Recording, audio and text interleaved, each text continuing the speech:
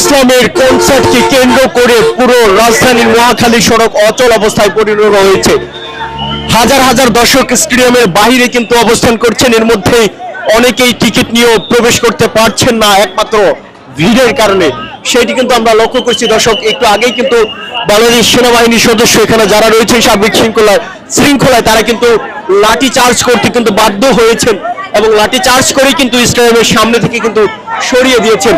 আমরা দেখছি যে অনেকে টিকিট নিয়ে টিকিটের বাইরেও কিন্তু হাজার হাজার দর্শক কিন্তু এর সামনে অবস্থান করছেন, অর্থাৎ যেই সড়ক বনানী সেই সড়কে কিন্তু তারা অবস্থান করছেন এবং আর্মি কিন্তু লাঠি চার্জ করে কিন্তু তাদেরকে সরিয়ে দিচ্ছে। আমরা এখনো কিন্তু সেই লাঠি চার্জের দৃশ্য কিন্তু দেখছি